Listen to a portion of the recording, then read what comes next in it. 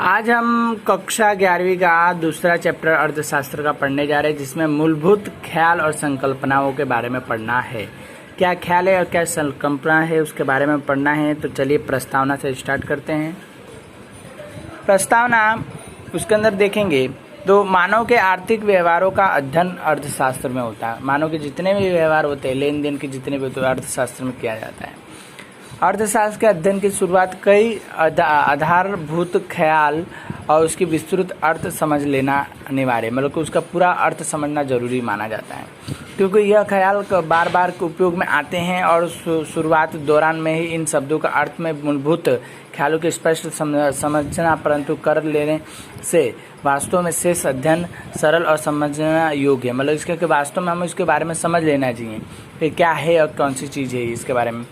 तो इसमें देखें तो इनको 4 भागों में बांटा गया। पहले तो वस्तु, सेवा और साधन। वस्तु, सेवा, साधन, फिर उसमें कीमत, मूल्य, फिर क्या होता है कि संपत्ति और कल्याण और व्यापार चक्रवार। इस तरह से इसको क्या बांटा गया है, इसके बारे में पढ़ेंगे।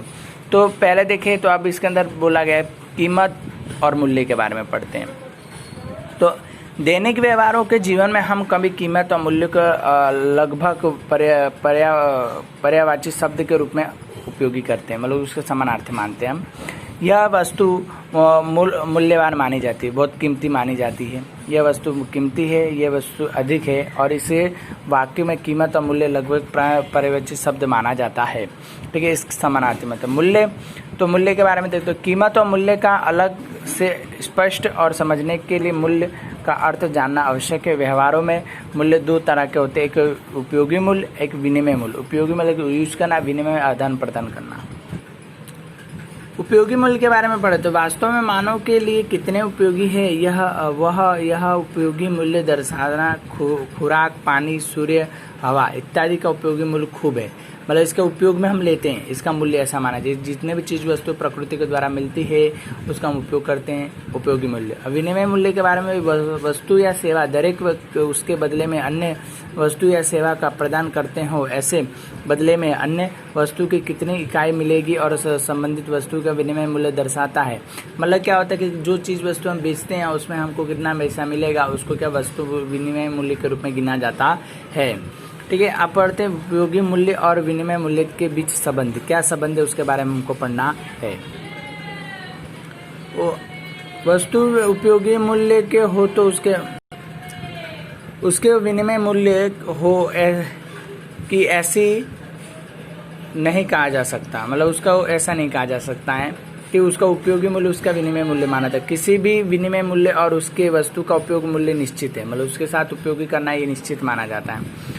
उपयोगी है उसकी किसी भी व्यक्ति और पीढ़ी के कोई नियंत्रण ना हो, ऐसा वस्तु को विनिमय मूल्य का अत्यंत नीचा रहता है। मतलब कोई पीढ़ी, मतलब कोई कंपनी का उस पर नियंत्रण नहीं होता, रोक टोक नहीं होता, तो उसका वस्तु मूल्य का नीचा होता है। ठीक है, सूर्य, हवा, पानी, उसका वस्तु मूल्य का देखा तो कम होता है।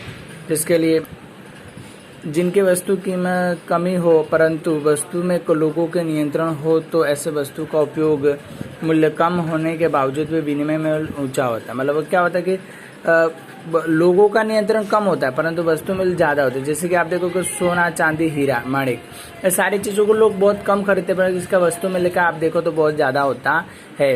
इन वस्तु की कीमत होने के कारण उनका विनिमय मूल्य ऊंचा दर होता है। यह बात याद रखने के लिए होता है कि एक समय एक स्थान पर जितने मूल्य होते हैं उसके अन्य स्थानों के समय पे विनिमय मूल्य का ऊंचा होता है। मतलब विनिमय जो बेचने का क्या दर हमेशा ऊंचा रहता है सोने चांदी का।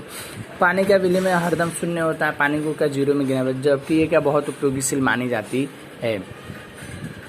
उपयोग में मूल्य, विनिमय मूल्य के अर्थ में हम अंतर समझने के बाद इस तरह का अध्ययन रखना चाहिए कि अर्थशास्त्र में जहाँ जहाँ मूल्य शब्द का उपयोग हुआ होता है उसका विनिमय मूल्य के संदर्भ में ही उपयोग में लिया जाता है। मतलब खरीदने और बेचने में ही उपयोग में लिया जाता है। अर्थशास्त्र के अध्ययन में मूल्य शब्द का अर्थ है एक वस्तु के बदले में आप अन्य वस्तु की कीमत कितनी इकाई प्राप्त, उसका परिणाम। मतलब कि आप एक वस्तु के बदले में आप कितनी पैसा चुकाते हो, उसको क्या वस्तु मूल्य कहा जाता है। मूल्य अर्थात ये वस्तु या सेवा का अन्य वस्तु के परिणाम में विनिमय मूल्य। मतलब कि आप चीज़ वस्तु के बदले में कितना पैसा देते हो वो मूल्य माना जाता है। कीमत अर्थात कि वस्तु या सेवा के बदले में चुकाई गई कीमत। वस्तु या सेवा के बदले में हम जो चीज़ वस्तु देते पैसे देते हैं उसको क्या कीमत कहा जाता है। ठीक है, अब इसके अंदर देखते हैं कि वस्तुएं और एवं सेवाओं के बारे में, वस्तु और सेवाओं के बारे में पढ़ेंगे। तो वस्तु सेवा के बारे में आप देखो तो वस्तु की व्यक्ति अपनी तमाम आवश्यकताओं को अलग अलग तरह से संतुष्ट करने का प्रयास करे, जिससे भौतिक द्वारा आवश्यक संतुष्ट की जाती है उसको वस्तु, मतलब कि वो आपको हरदम क्या अलग अलग वस्तु की ज़रूरत पड़ती है, उसको क्या ज़रूरत को पूरा करने के लिए क्या वस्तु विनिमय मतलब वस्तु के द्वारा हम क्या करते हैं कि अपना संतुष्ट करते हैं। तो उसको ऐसी वस्तु उसको वस्तु के रूप में कहा जाए, जो चीज़ वस्तु आप उसको वस्तु के रूप में गिन सकते हो आप। सेवा अभौतिक विषय सेवा के, जैसे कि भूख संतुष्ट करने के लिए खुराक की वस्तु, जिज्ञासा संतुष्ट करने के लिए ज्ञान, शिक्षा सेवा, मतलब क्या होता है कि ऐसे हमको जो क्या होता है कि ज़रूरत पड़ती है कि आपको आपकी जो जिज्ञासा है, चाहे आपको भूख लगी, इसको संतुष्ट करने के लिए दूसरी चीज़ों पर निर्भर रहते हैं, उसको एक सेवा मानी जाती है। ठीक है, तो वस्तु की आवश्यकता भौतिक और शारीरिक होती है, जैसे अभौतिक और मानसिक होती है। उसकी आवश्यकताओं को संतुष्ट कि भौतिक शारीरिक रूप से होता है और अभौतिक और मानसिक रूप से भी होता है। खाना पीना, घूमना खेलना और ये भौतिक शारीरिक माने जाते हैं। मतलब क्या होता है कि अलग अलग चीज़ें होती है, माना कि आपको क्या होता है कि खेलना कूदना घूमना फिरना ये आपको मानसिक रूप से हुआ। ठीक है, शारीरिक रूप से आप देखते हो तो कोई काम करते हो, ठीक है, बाइक चलाना होता है, घर का काम करना होता है, कुछ काम करते हो, शारीरिक रूप से माना जाता है। तो अलग अलग प्रकार की जो चीज़ों का आपकी ज़रूरत पड़ती है उस तरह से आप पूरा करते हो, उसको क्या एक सेवा के रूप में या भौतिक के रूप में गिना जा सकता है। चलो आगे देखते हैं वस्तुओं के प्रकारों के बारे में। तो पहले भौतिक और अभौतिक के बारे में बोला। तो भौतिक के आधार पर दो प्रकारों में बांटा गया, एक तो भौतिक एवं अभौतिक वस्तुओं के जिसको हम सेवा के रूप में जानते हैं। गेंद, bat, prime, TV, fridge, mobile को मापा जा सकता है या देखा जा सकता है, ये भौतिक वस्तुएं। ठीक है, जबकि संगीत, शिक्षा, चिकित्सा, सलाह ये अभौतिक माना जाता है इन लोगों को।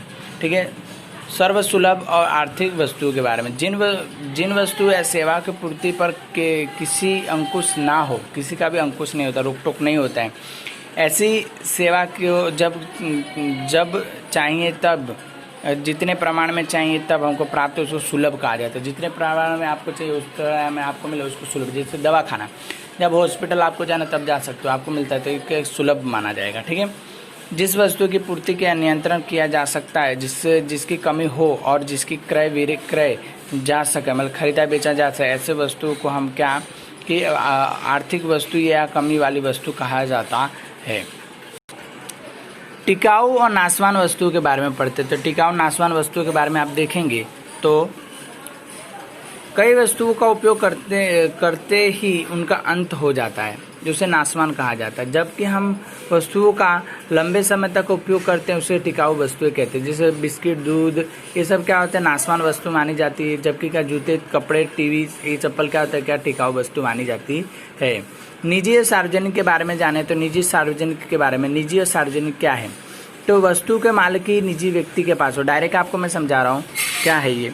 ठीक है, तो वस्तु की अगर जो मालिकी होती है, अगर एक ही व्यक्ति के पास हो, उसका वर्चस्व उसके ऊपर हो, उसकी चीज वस्तु है, एक ही व्यक्ति अगर यूज करता हो, उसको क्या कहते हैं निजी वस्तु के रूप में गिना जाता है। जबकि सार्वजनिक क्या होता है कि कोई भी व्यक्ति उसको यूज कर सकता है। ठीक है, वहां पे जाके रह सकता है, काम कर सकता है, ऐसे व्यक्ति को क्या कि सार्वजनिक रूप से सार्वजनिक कहा जाता है वस्तुओं को। ठीक है, तो आपने ऐसी बहुत सारी वस्तुएं देखी जो निजी होती है, सार्वजनिक होती है। अगर कोई बाइक है तो वो क्या एक निजी हो गई, जबकि एमटीएस बस है वो क्या हो गई सार्वजनिक हो गई। तो इस प्रकार के सार्वजनिक और निजी क्या मानी जाती है।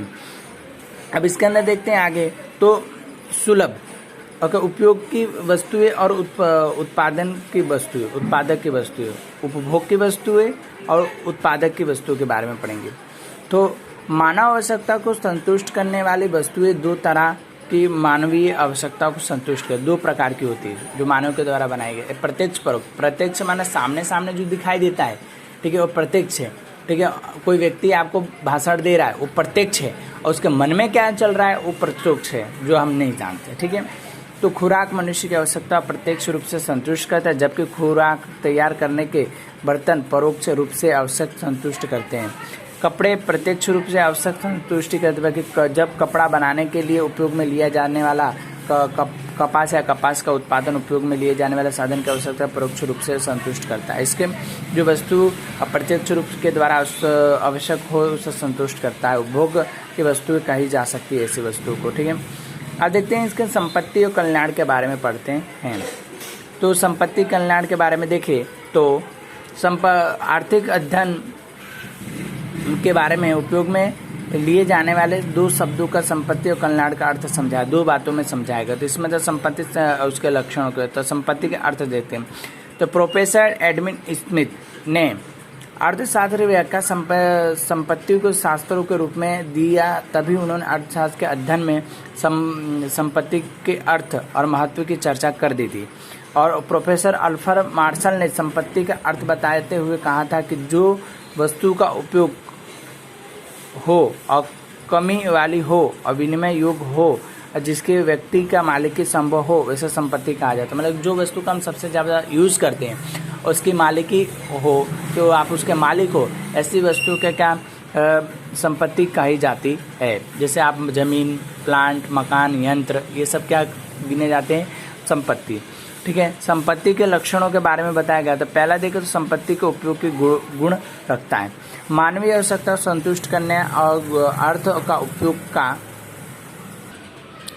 संपत्ति का प्रथम लक्ष्य है कि वह हम मनुष्य की आवश्यकता संतुष्ट करने का गुण रखता है, जो उसकी उपयोगी है, और वह सोना चांदी के गहने का इत्यादि संपत्ति है। मतलब कि क्या जो अपनी आवश्यकताओं को रखता है वो एक तरह का क्या हो कि संतुष्ट गुण माना जाएगा।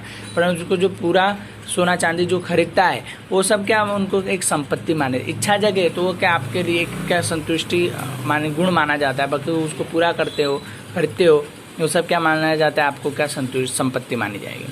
उसकी कमी होनी चाहिए। वस्तु के उपयोग में गुणवत्ता के होने के कारण उसकी कमी का गुणवत्ता होना, और क्योंकि कमी वाली वस्तुओं का विनिमय मूल्य होता है। मतलब जो कमी होती रहती है उसका क्या खरीद बिक्री ज़्यादा होती है। सर्वसुलभ वस्तुओं की बड़ी सरलता से ही क्या होता है कि मूल्य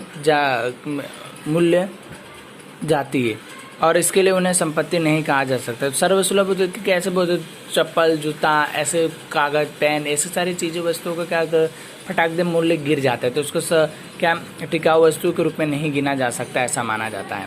ठीक है, अब पढ़ते हैं भौतिक अथवा तो बाह्य रूप से धारण करते हैं। तो संपत्ति का भौतिक अथवा तो बाह्य रूप रखने वाली होनी चाहिए। व्यक्ति निहित ज्ञान और समझ, कला और संपत्ति नहीं है, उनका विनिमय नहीं हो सकता, मतलब उनको खरीदा बेचा नहीं जा सकता। ये संबंधित व्यक्तियों के पास होती या संबंधित आंतरिक होता रहता है। ठीक है, तो इस प्रकार से होते रहते हैं। एक बात विशेष यह रखना अनिवार्य है कि किसी भी एक विचार को चोट रखने के संपत्ति के रूप में पेश के कानून को विशेष स्वीकार करता है। मतलब कि क्या होता है कि जो कानून रूप से इसको क्या स्वीकार करते हैं, संपत्तियों को, जितने भी संपत्ति है आप खरीदते हो उसको क्या आपको रजिस्टर कराना ही पड़ता है, और क्या कानून रूप से माना जाता है। वह उससे विचार का क्रय विक्रय हो सकता है, उसके मालिक की हक निश्चित होता रहता है, उनके विकसित निश्चित होता है, विकासशील का निश्चित माना जाता है। किंतु यह रखना चाहिए कि किसी भी निश्चित विचार के समूह में कहा जा सकता है, उसके निश्चित एक विचारों के समूह के रूप में हम गिन सकते हैं। ठीक है, आज के लिए इतने ही, कल पार्ट 2 हम पढ़ेंगे।